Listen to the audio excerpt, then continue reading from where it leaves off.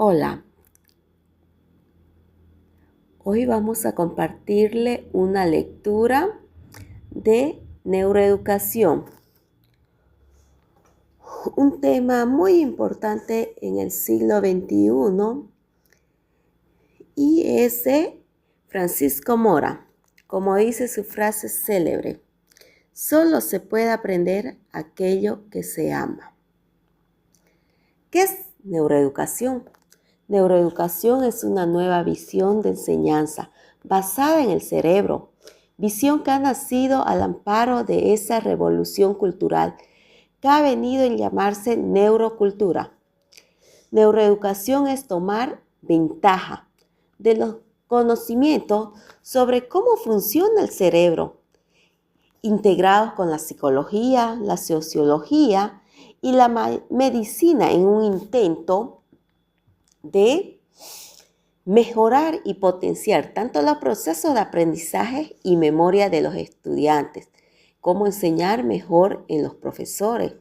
Neuroeducación es también un campo de neurociencia, un campo de la neurociencia nuevo, abierto, lleno de enormes posibilidades que debe proporcionar herramientas útiles para la enseñanza y con ellos alcanzar un pensamiento verdaderamente crítico en un mundo cada vez más calado, abstracto y simbólico. Se trata de una perspectiva de muchos aspectos diferentes y complementarios. Neuroeducación significa evaluar y mejorar la preparación del que enseña, del maestro. Ayudar y facilitar el proceso de quien aprende, es decir, la persona individual, cualquier edad que tenga. En parte, el nacimiento de la neuroeducación está en la propia comunidad de docentes. Los maestros desde hace ya mucho tiempo comparten la esperanza de encontrar nuevos medios educativos basados en hechos científicos y en la neuroeducación en particular. Y aún maestros o profesores reconocidos como buenos maestros o buenos profesores por los resultados que obtienen con los alumnos admiten y afirman que sería muy positivo para ellos y que mejoraría sus capacidades docentes si se les proveyese de un mejor conocimiento de los últimos hallazgos científicos sobre la emoción, la atención, la memoria, etc. La neuroeducación puede ayudar en el proceso de potenciar la creatividad o el aprendizaje de ciertas disciplinas específicas. Por ejemplo, las matemáticas a partir de reconocer que hay dos vías cerebrales diferentes por lo que se alcanzan esos procesos y la potenciación de unas u otras atenciones para enseñanzas específicas. Después de conocer que el proceso atencional no es un fenómeno neuronal único en el cerebro y que existen mecanismos cerebrales que sustentan procesos atencionales diferentes según a que se aplique la atención. Y al igual para las memorias y otros muchos procesos relevantes para el aprendizaje. La neuroeducación además comienza a poner en perspectiva y reforzar la existencia del medio social, de la familia y la propia cultura como determinantes de la capacidad de aprender en los niños. Además de reconocer que la variabilidad de sus capacidades durante ese aprendizaje se debe en parte no solo a los constituyentes genéticos de cada individuo, sino también a los cambios que desde el mismo nacimiento produce el medio ambiente en el cerebro. Valga como ejemplo entre los numerosos factores ya conocidos el efecto del tabaco sobre el recién nacido. Tanto si la madre es fumadora activa o solo lo es el entorno de la familia y que se expresa en peores respuestas de los niños a estímulos sensoriales o una capacidad de atención disminuida cuando se le compara con otros niños que no han vivido en ese entorno. Sin duda que esto es ya condicionante de las capacidades cerebrales de estos niños en los primeros años de aprendizaje en el colegio.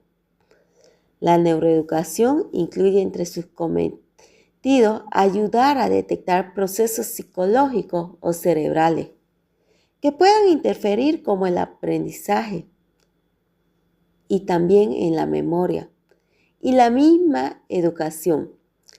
La neuroeducación está en las primeras andaduras de un largo camino que recorrerá paralelo en su trayecto el progreso tanto de la psicología como de la neurociencia cognitiva. Neuroeducación trata, con la ayuda de la neurociencia, de encontrar vías a través de las cuales poder aplicar en el aula los conocimientos que ya se poseen sobre los procesos cerebrales de la emoción, la curiosidad y la atención, y cómo estos procesos se encienden y con ellos se abren esas puertas al conocimiento a través de los mecanismos de aprendizaje y memoria. Y de estos conocimientos sacar provecho e intentar aplicarlos a los alumnos y los mismos maestros y profesores, pues está claro que para que un alumno preste atención en clase, no vale exigirle, sin más que lo haga. Eso sirve de bien poco, sobre todo si el profesor es aburrido y aún con un profesor activo y un tema que pudiera ser interesante. Hay que encender primero la emoción.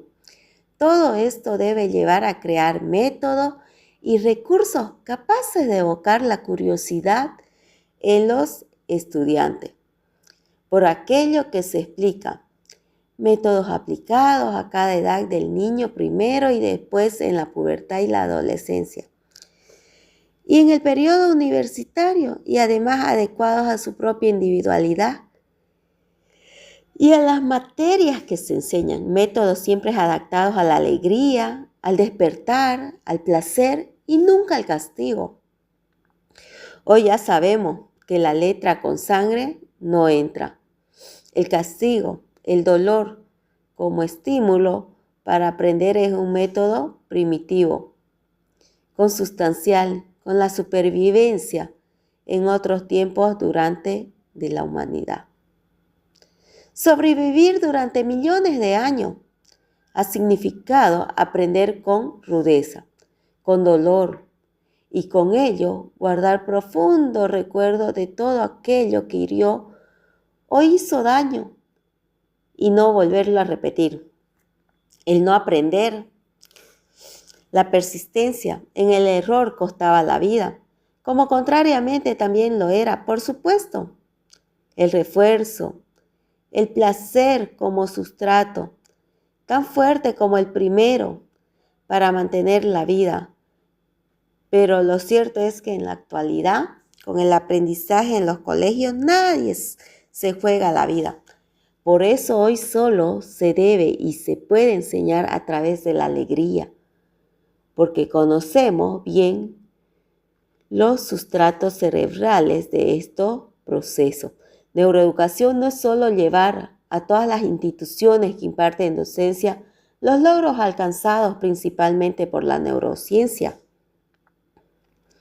sino conseguir la mentalización de los profesores en cuanto a conocer cómo funciona el cerebro, extrayendo de ello conocimiento que ayude a enseñar y aprender mejor, sobre todo en los niños. Solo la idea y la responsabilidad puesta en la cabeza del maestro de que lo que enseña tiene la capacidad de cambiar los cerebros de los niños en su física y su química, su anatomía y su fisiología, haciendo creer una sinapsis o una eliminando a otras, y conformando circuitos neuronales cuya función se expresa en la conducta. Cambia ya la propia percepción que el maestro tiene de la enseñanza. Con estas nuevas ideas, el docente experimenta un cambio, a su vez en su propio cerebro, que le llega a ser consciente de lo que enseña es algo más profundo que los propios conocimientos que transmite.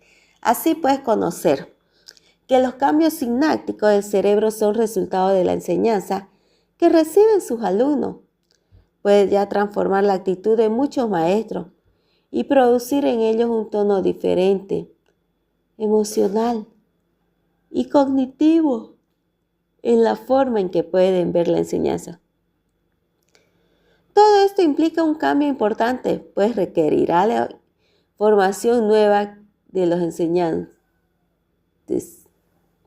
y rellenar este espacio que separa los conocimientos del cerebro con la educación y la enseñanza con problemas nuevos, que alcancen la realidad en los colegios particularmente y desde luego a todo el arco de las diversas instituciones que transmiten.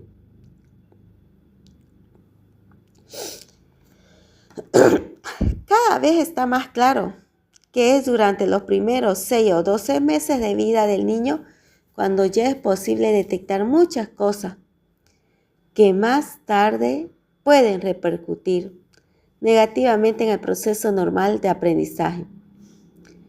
Todo lo dicho sirve también para los años todavía tempranos que dicten, por ejemplo, la dislexia, la calculia, el síndrome de déficit de la atención e hipermotilidad, el autismo o la misma ansiedad. Son síndromes que se benefician marcadamente con intervenciones psicológicas y conductuales. Si estas se inician muy temprano y en los que el seguimiento está de esta terapeuta con estudios resonancia magnética funcional ha demostrado ser de un beneficio extraordinario en los niños. Neuroeducación implica conocer los múltiples ingredientes cerebrales que participan en los procesos de aprendizaje y memoria, y su significado desde la infancia y adolescencia hasta las personas adultas, ya en la universidad y también en las personas mayores. El cerebro es plástico a lo largo de todo el arco vital, es decir, es capaz de ser modificado para bien por el aprendizaje a cualquier edad. Ciertamente en este arco vital, los mecanismos plásticos del cerebro son menores a medida que avanza la edad de las personas. De ahí la necesidad de conocer y evaluar esos mecanismos y también, si no, principalmente los ingredientes diferentes que pudieran potenciarlo. La neuroeducación es pues un campo nuevo, abierto, de esperanza en el área de aprendizaje. ¿Y cómo enseñar de modo cada vez más fructífero? En esencia, la neuroeducación trata de crear puentes desde el funcionamiento del cerebro a la psicología y la conducta, construyendo un edificio de conceptos sólidos, científicamente fundamentado y destruyendo al tiempo cada trozo de ese edificio que está mal hecho, es decir, derivando neuromitos. En resumen, todo esto permitirá apuntar que la neuroeducación apunta a conocer qué herramientas pueden proveer la neurociencia, que de modo práctico sirvan para enseñar de forma más eficiente tanto en la escuela como en la enseñanza media o la universidad. Y realmente en todo el arco de lo que entendemos como enseñanza, sea general o especializada. Herramientas que sirvan para detectar problemas neurológicos, psicológicos, siquiera sean útiles, que impidan o interfieran en los niños la tarea de aprender con facilidad en el colegio. Herramientas que sirvan para formar mejor ciudadanos críticos, logrando un equilibrio entre emoción y cognición, ayudar a cruzar mejor ese puente que señaló Cicerón cuando dijo: una cosa es saber y otra saber enseñar. Espero que la lectura del capítulo 1 nos ayude a indagar, a buscar nuevas estrategias para hacer de nuestras clases más divertida, donde el estudiante se siente entusiasmado con ganas de aprender. Continuaremos con el capítulo 2.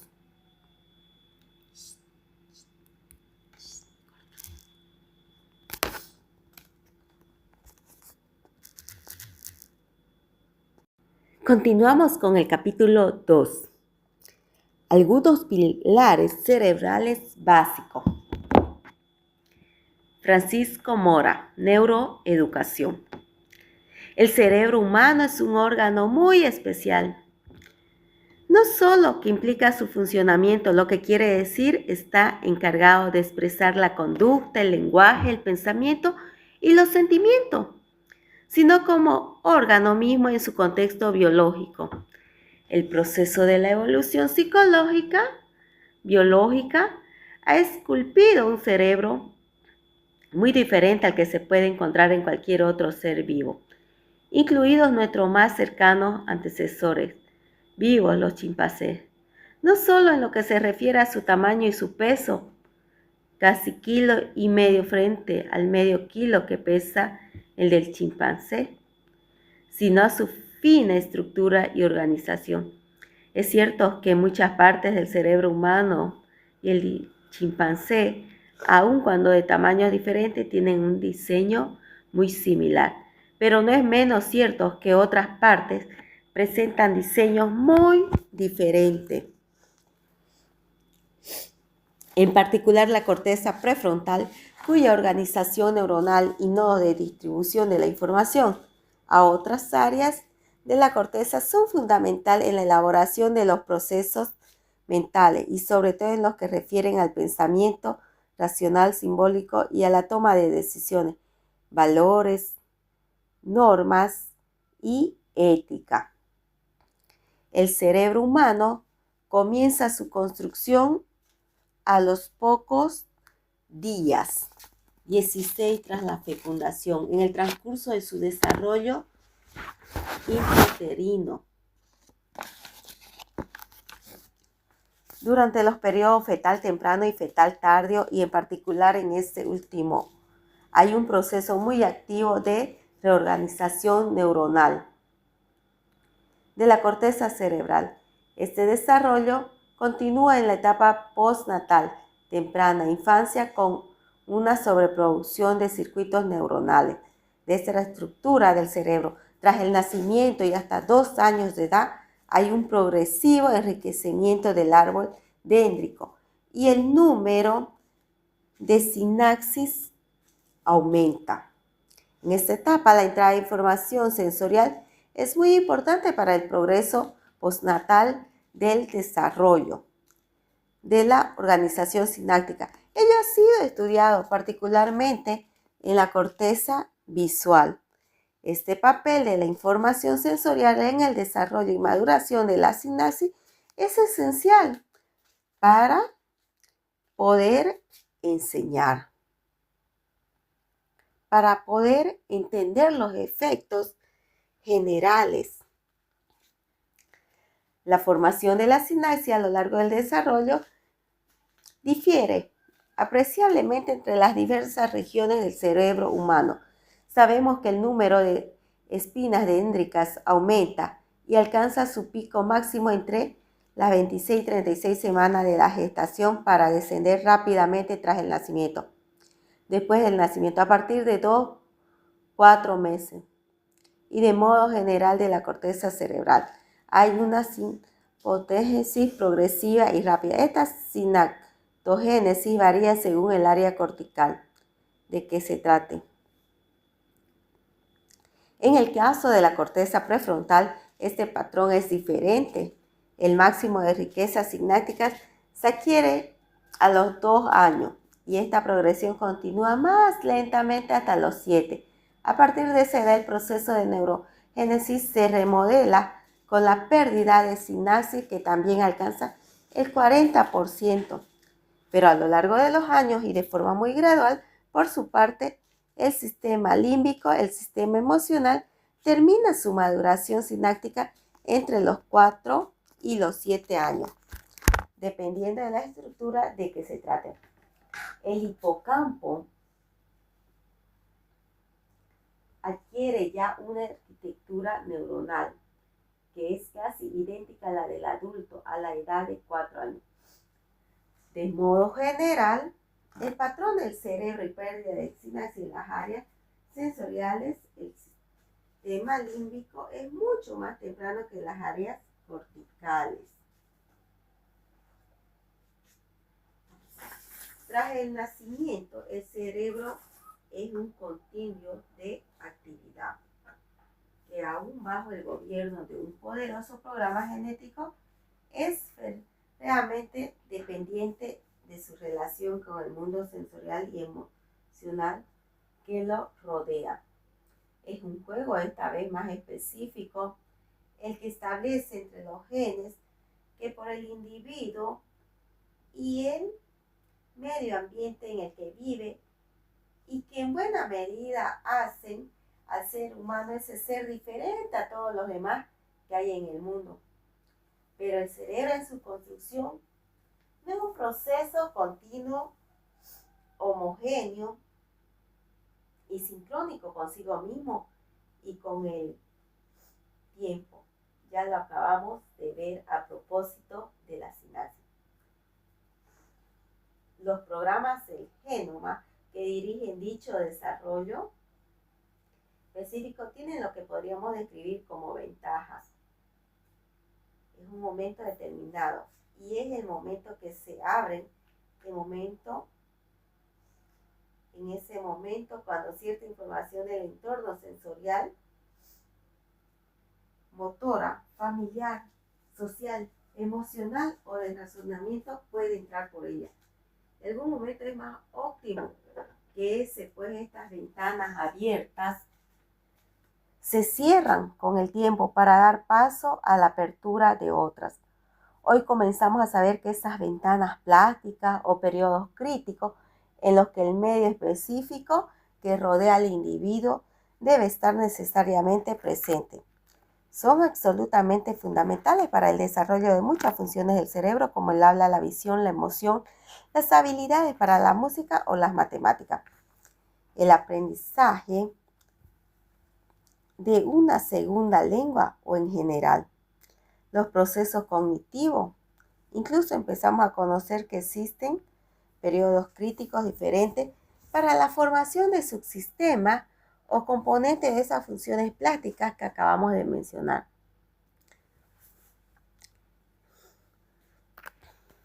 Permítanme un símil que ya he relatado algunas veces en otra parte que ayudará a entender fácilmente lo que he tratado de decir.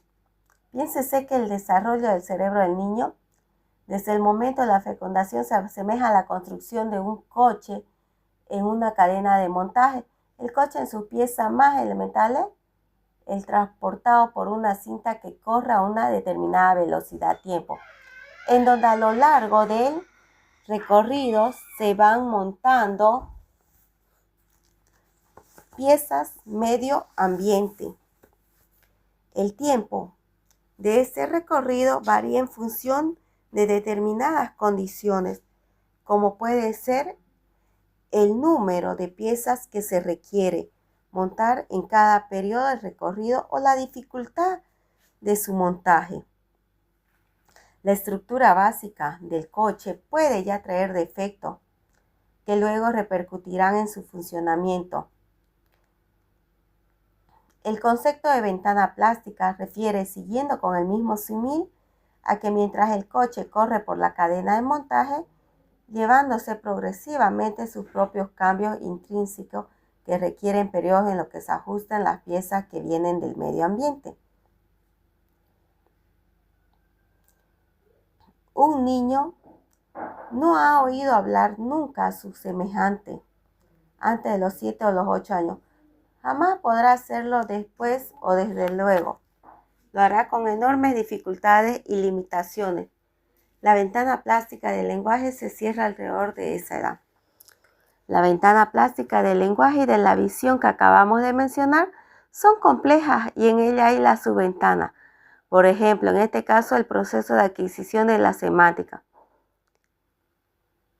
es diferente en el tiempo la adquisición de la sintaxis, o en el caso de la visión, la adquisición de los diferentes componentes del objeto visto como el color, la forma, el movimiento, también es temporalmente diferente.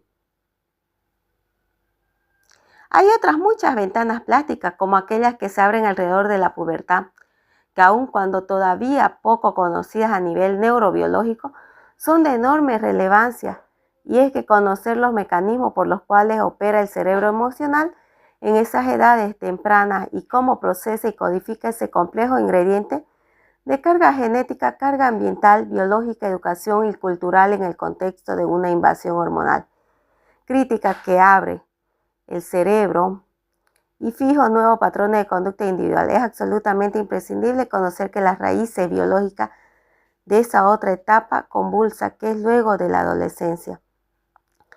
Precisamente, durante estos periodos relativamente largos, que son la pubertad y la adolescencia, el cerebro sufre profundos cambios en su camino de construcción hasta el cerebro adulto. Cambios que no son solo matiz o modelado de un cerebro.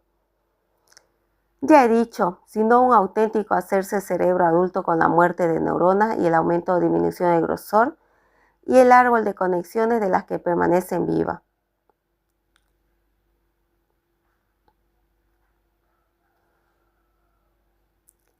En otra oportunidad continuaremos con el capítulo 2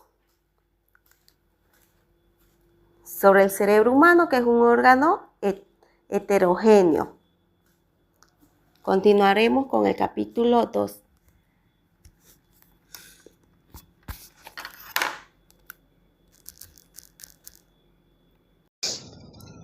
Continuando con el capítulo 2. El cerebro humano, hemos dicho que es un órgano heterogéneo. Su corteza cerebral está dividida en muchas áreas y estructuras. Por un lado, posee áreas en particular donde se crea la sensación y la percepción del mundo a través de información proveniente de los órganos de los sentidos: visión, audición, tacto, temperatura, dolor, gusto y olfato. Sin embargo, y por otro, las áreas donde se elaboran los programas motores con los que se ejecuta la conducta. Pero también posee esos largos territorios prefrontoparieto-temporales, las áreas de asociación donde se elaboran los procesos mentales, el pensamiento abstracto y simbólico y los sentimientos. La neurociencia ya aporta abundante conocimiento acerca de los códigos neuronales que elaboran los procesos mentales, y se sabe que están cifrados en códigos de tiempos abiertos y no anatómicos y fijos en el espacio. La corteza cerebral está dividido en dos estructuras: los dos hemisferios, derecho o izquierdo, que albergan funciones diferentes y complementarias. La unidad funcional del cerebro se realiza gracias a ese puente anatómico que une ambos hemisferios y que es cuerpo calloso, 1.000.000 de fibras nerviosas. Cuando se analizan las funciones de ambos hemisferios cerebrales por separado, se comprueba que el hemisferio derecho es fundamental, un cerebro holístico, global, que realiza asociaciones de tiempo, espacio, muy distante de modo constante, es generador de ritmo, música, imágenes, dibujo. Es el hemisferio creador. Funciona bajo el foco de una atención dispersa y en parte inconsciente. El hemisferio izquierdo, por su parte, es lenguaje, lógica, matemática. El hemisferio analítico funciona bajo el foco de una atención focalizada, consciente. Ambos hemisferios trabajan siempre juntos y en conjunción, pues para la elaboración de cualquier función cognitiva específica necesitan del diálogo y la transferencia de información entre ellos. Entre ambos hemisferios hay pues un intercambio de información continuo y constante. Sacar conocimiento, al menos rudimentario, de cómo se elaboran los procesos mentales y el pensamiento, el lenguaje y las matemáticas, los sustratos de las asociaciones de eventos en el tiempo y la memoria, y cómo finalmente se crea conciencia y conocimiento es fundamental para captar la esencia del mensaje neuroeducativo. Del mismo modo, es esencial conocer el mundo de las emociones para captar la esencia de la enseñanza. La elaboración de las emociones corresponde a otro cerebro dentro del cerebro que se conoce como sistema límbico o cerebro emocional. La emoción es la energía que mueve el mundo. Su importancia principal radica en que lo que se ve, se oye, se toca, se paladea o se huele tras ser analizado sin significado emocional alguno por las correspondientes áreas sensoriales específicas de la corteza cerebral. Pasa por el filtro del sistema emocional y es allí donde a esas percepciones sensoriales ya creadas se les acuña con la etiqueta de bueno o malo, atractivo o rechazable, interesante o soso.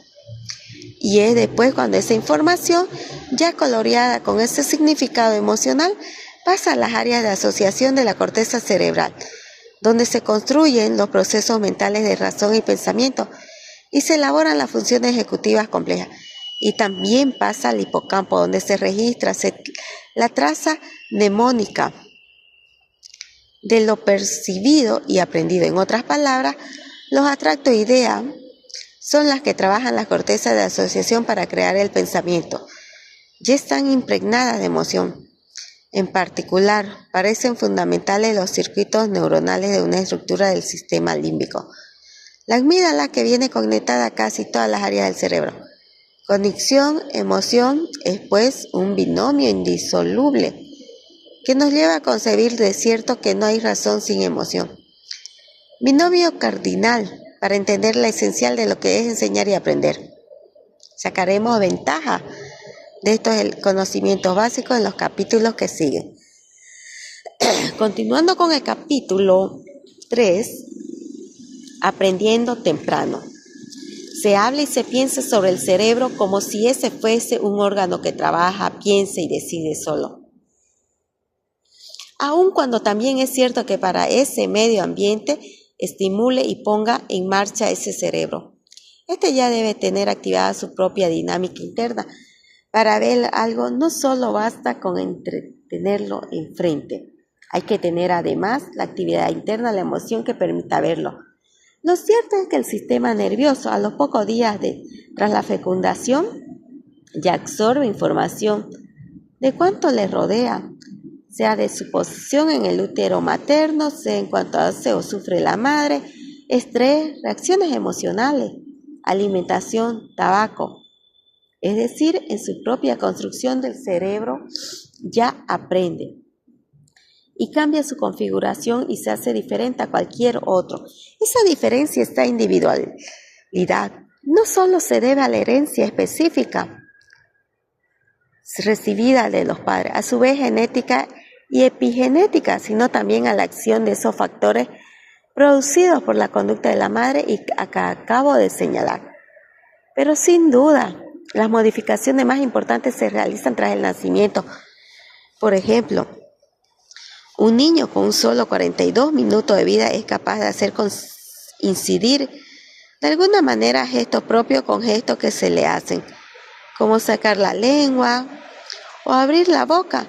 Y esto parece increíble sabiendo las capacidades de un recién nacido, lo que indica claramente que a esas edades el cerebro posee circuitos neuronales que, activados por observación, permiten sincronizar actos motores propios con actos producidos por otro ser humano.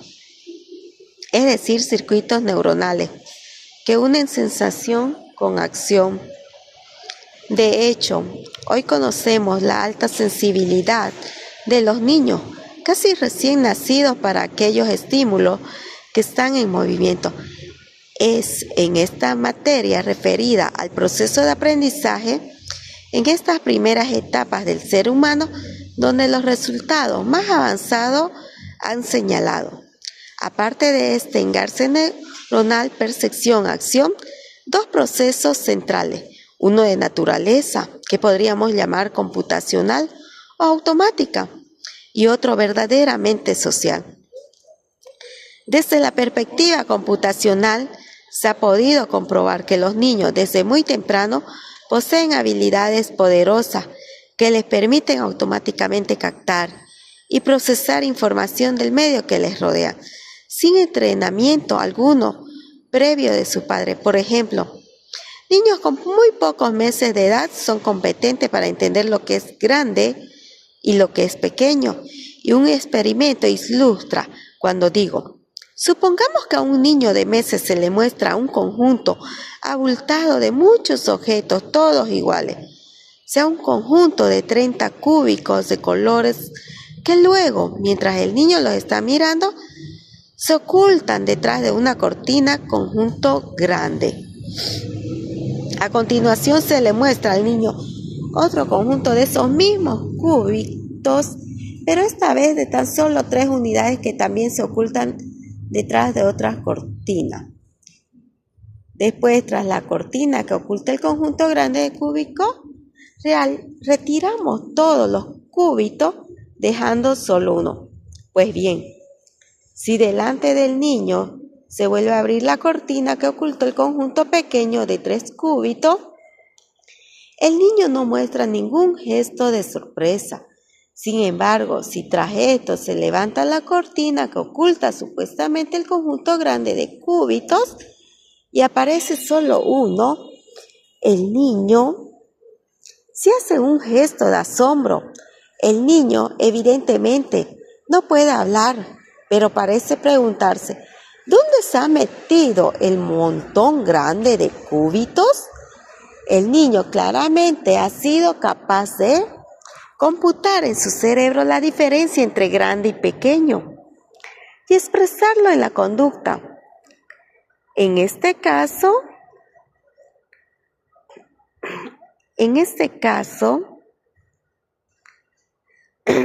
el niño ha sido capaz de computar su cerebro la diferencia entre grande y pequeño, expresando la conducta y la contractura de músculos que indican cierta confusión. Estas capacidades, hoy lo sabemos bien, tienen sus principales circuitos neuronales responsables en ambos lóbulos parietales, es decir, tanto el cerebro derecho como el izquierdo, y muy específicamente alrededor del surco intraparietal, donde se construye el sentido y significado de los números y el sentido aproximado de las cantidades. Estos son códigos que se ponen en marcha temprano en el desarrollo y de hecho son códigos que ya existen en los cerebros de nuestros predecesores desde hace millones de años. Curiosamente, esta capacidad que permite poder distinguir o intuir tamaño grande o pequeño en un conjunto de cosas ya la poseen otros animales como por ejemplo los delfines y los monos. Y por supuesto, los antropoides.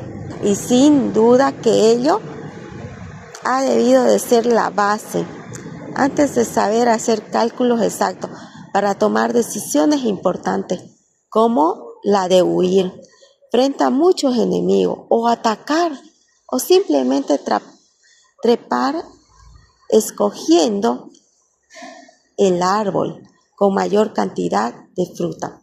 Está cierto que estos códigos han servido a la supervivencia del género Homo durante mucho tiempo. Los niños, cuando se les habla, son capaces de distinguir elementos, unidades fonéticas del lenguaje materno, mucho antes de los 3 años. Es más, se ha indicado a los niños americanos y japoneses que a los 7 meses discriminaban entre los sonidos de las sílabas ra y la. Muy bien, bastante bien. La habilidad de los niños japoneses declina de una forma aguda. Estas observaciones son importantes para entender lo temprano de la conformación de circuitos neuronales específicos modulados por la cultura en que se vive.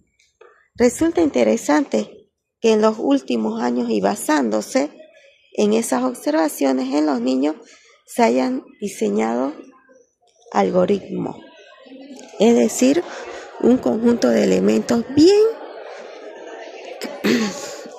definidos con los que ya crean programas computacionales que se expresan en la actividad del robot, capaz de cambiar su conducta automáticamente como consecuencia de la propia experiencia o interacción con el medio que les rodea. Pues bien, el estudio del comportamiento de estos robots etiquetados con estos algoritmos comparados con el comportamiento real de los niños ha permitido estudiar y descomponer la secuencia básica de elementos del lenguaje, y ello ha ayudado a su vez a conocer cómo aprenden los niños y explicar la poderosa influencia cultural en estos aprendizajes.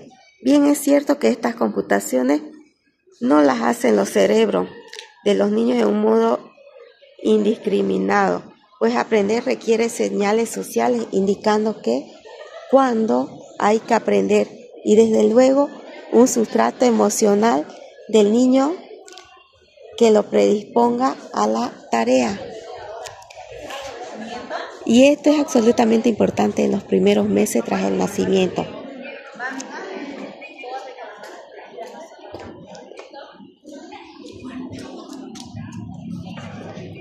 Continuando con el capítulo 3, la psicología del desarrollo ha identificado factores sociales que son esenciales en ese aprendizaje durante los primeros tiempos tras el nacimiento. Hoy se habla de 3 de estas habilidades sociales básicas que se aprenden pronto, habilidades que por otra parte serán de importancia sobresaliente para el proceso subsiguiente de educación y aprendizaje en el colegio. La primera es la imitación, la segunda es la atención compartida y la tercera, la comprensión empática. Los niños aprenden de los demás por imitación. Es esta una capacidad emocional innata además por imitación. De hecho, es quizás el mecanismo social de aprendizaje más poderoso. Los niños imitan un amplio rango de conducta de los padres, incluyendo lo que hacen y cómo lo hacen, su manierismo, cómo hablan, cómo gesticulan al hacerlo. La imitación tiene un valor enorme en el proceso de aprendizaje, pues lo acelera, lo hace un tiempo más corto y además multiplica las oportunidades de aprender. Solo hay que pensar, por ejemplo, el tiempo que se requería para un niño tras descubrir algo por sí mismo que fuera interesante. Lo tratara de aprender por un proceso de prueba-error. Esto último requería una enorme cantidad de tiempo, amén de la inseguridad que implica un proceso de este tipo. Por el contrario, la imitación no solo acelera el proceso, pues únicamente requiere hacer casi una copia del mismo, sino que los niños aprenden por observación directa de hechos que realizan las personas en su entorno, es decir, en un contexto de seguridad como son sus padres y fuente máxima de supervivencia. Acabo de señalar que la imitación es casi la copia de una conducta, pero no es tan fácil el casi. Refiere a que propiamente el proceso de imitación del que estamos hablando no es copia idéntica. No es copia idéntica de lo que el niño ve, sino un extracto específico relacionado con las intenciones y objetivos que persigue el adulto. En estos actos imitativos, aun siendo no son altamente discriminativos, pues al parecer los niños eligen quién, cuándo y qué imitar, y utilizan no solo la voz, no solo esa imitación pura y pasiva, sino que al imitar autodescubren nuevos modos de resolver otros problemas.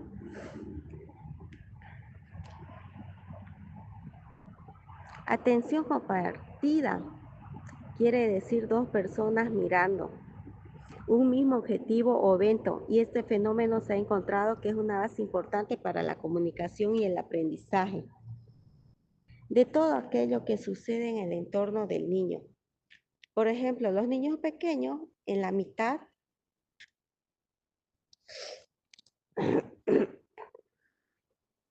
eh,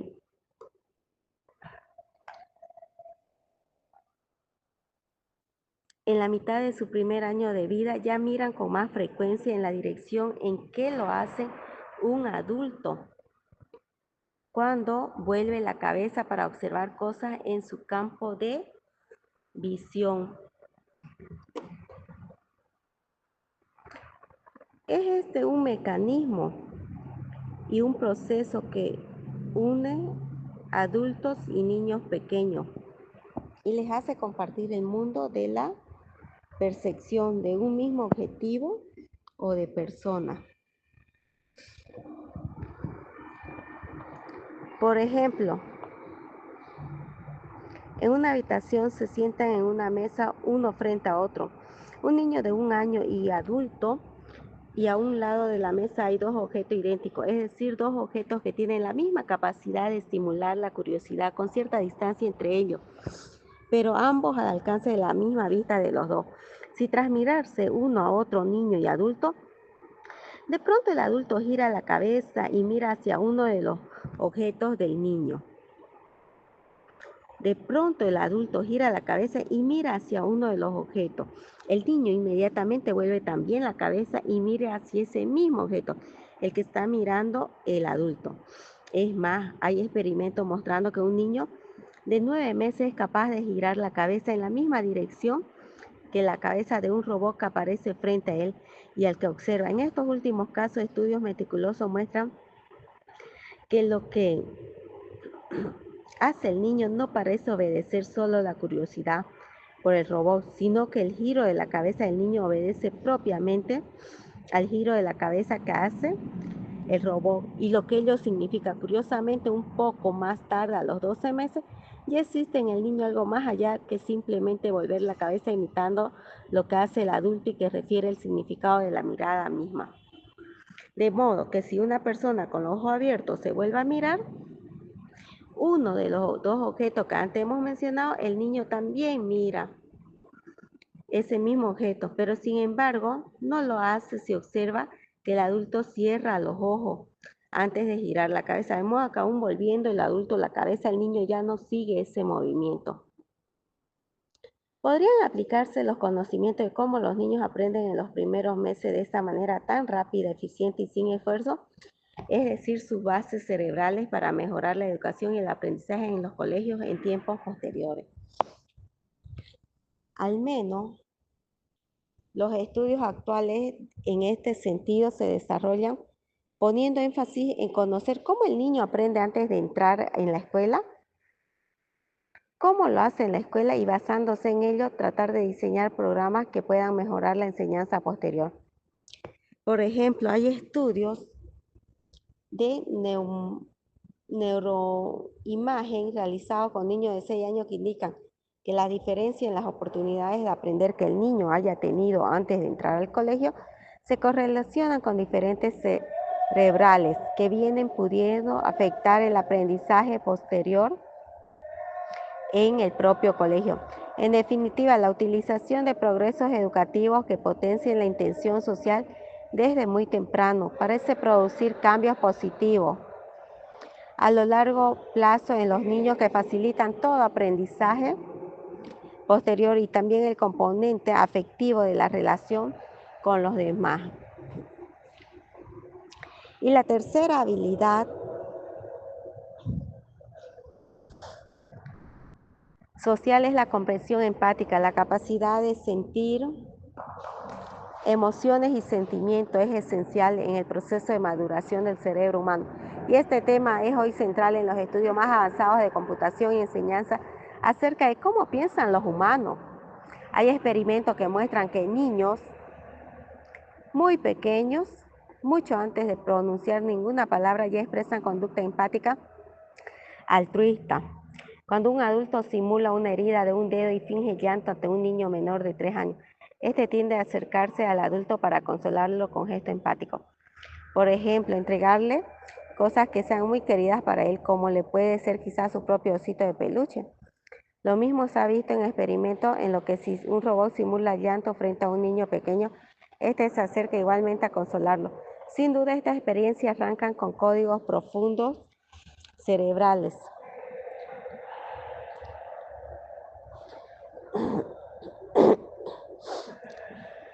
em, que vienen heredados, aun cuando también son conductas que vienen moduladas por el entorno cultural, el entrenamiento y la percepción de la conducta de los otros, en particular de los padres. Es más, si estas reacciones son expresadas por los adultos frente al daño que sufre un niño, se convierte en juicios y emociones morales y en conductas morales.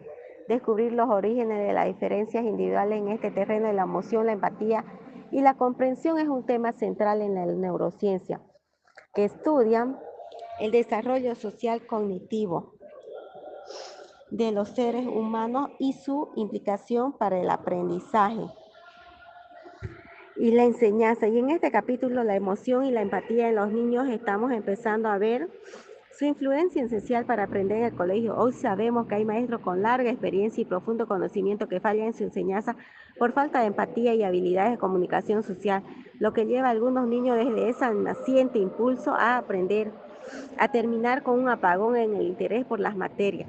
En cambio, hay otros maestros que sin tanto conocimiento e incluso significativamente menos conocimiento, abren la mente de los niños, los inspiran, los vuelven curiosos por el conocimiento, gracias a sus cualidades para la empatía, que han cuidado y ampliado sus habilidades sociales y de comunicación. La empatía, pues, el acercamiento emocional, es la puerta que abre el conocimiento y con él la construcción de un buen ser humano. Y es que no creo que haya un tema de más trascendencia humana, incluso más que la ética, que el de educación y de cómo nos preparan y nos preparamos desde el nacimiento para esa misma ética, para entonizar valores y expresar su respeto en la conducta. Veremos que cuando se enseña a cualquier nivel, incluida la esencia en la universidad, esa emoción y esa empatía adquieren una relevancia especial. El maestro y los profesores son la llave de educación, siempre lo han sido, pero lo siguen siendo en esta nueva etapa que es neuroeducación. En resumen, de todo esto es que la emoción, los sentimientos, su mecanismo cerebral y su expresión en la conducta sigue siendo la base, el pilar esencial que debemos conocer para construir un edificio sólido en la enseñanza. Capítulo 4. Y también interviniendo temprano. En todo ser vivo, aprender es un proceso consustancial, con asomar al mundo por primera vez. Estudios muy recientes muestran que los niños aprenden de su entorno y guardan memoria inconsciente de ese aprendizaje en apenas horas tras nacer. Precisamente los niños, los primeros años de ese acelerado proceso que es la adquisición de emoción, sentimientos, conocimiento, lenguaje, son el periodo de desarrollo que mayor atención está recibiendo de la neurociencia y la psicología cognitiva y también en parte de las ciencias sociales, porque es cada vez más obvio que durante este periodo se sientan las bases sólidas para la educación y sus consecuencias para el futuro de la persona. Es el periodo que requiere también de una atención exquisita a la conducta del niño y en su caso realizar una intervención temprana para prevenir, reducir o mitigar las consecuencias de cualquier entorno negativo. Y desde luego, también para detectar síntomas que expresan procesos cerebrales y mentales neurológicos que impiden o obstaculizan el proceso normal de aprendizaje y memoria. Un medio ambiente estable, estimulante y protector construye en el cerebro infantil los pilares sólidos para una enseñanza efectiva. Por el contrario, un medio ambiente adverso, castigador y estresante influyen en y de hecho impide el normal desarrollo de los circuitos cerebrales que permiten ese aprendizaje normal. Empieza a haber conocimientos experimental y clínico acerca de, por ejemplo, los efectos de un medio ambiente estresante en el desarrollo normal del cerebro de los niños, entre los que se encuentra el aumento constante de hormonas como el cortisol y sus efectos neuronales negativos en el hipocampo, área clave de los procesos de aprendizaje y memoria. Está claro que amenazas constantes y de cualquier tipo sobre el niño y que éste no puede controlar de ninguna manera, bien sea porque vienen infligadas por los padres o porque el niño no tiene un padre o una madre que le sirva de paraguas o para rayo. Afectan los circuitos neuronales de la amígdala y el hipocampo que acabo de mencionar y en consecuencia al desarrollo de los procesos emocionales y cognitivos. Los mecanismos que generan ansiedad disminuyen los procesos de atención y tienen consecuencias severas sobre el proceso de aprendizaje y memoria. También perjudican la maduración de los mecanismos corticales, neuronales y de inhibición cuyo deterioro o retraso pueden generar impulsividad. Es tiempo que estos mecanismos más tarde en la vida, si las condiciones sociales cambian, pueden en parte ser revertidos a través del desarrollo de una estructura cerebral que madura tiempo después y que es la corteza prefrontal. La idea central de la neuroeducación es detectar que el niño déficit que afecten en ese proceso de aprendizaje e intervenir en la aparición de estas conductas para modificarlas en lo posible y lo más temprano que se pueda. Cuando se habla de intervenciones tempranas, se dice entre las especialistas que un niño de 4 o 5 años ya no tiene una edad verdaderamente temprana para detectar muchos síntomas. Muchos déficits se expresan antes y las intervenciones deben ser realizadas consecuentemente antes de esa edad. Para los niños que viven en ambientes adversos y negativos, como pueden ser amenaza o castigo, 4 años sin saber nada significa posiblemente un daño difícil de reparar, dado que esos son los años claves del desarrollo tras los cuales ya se ha cambiado mucho la arquitectura cerebral del niño. Y hoy todo ello cobra importancia sobresaliente cuando sabemos que se pueden mejorar esas alteraciones conductuales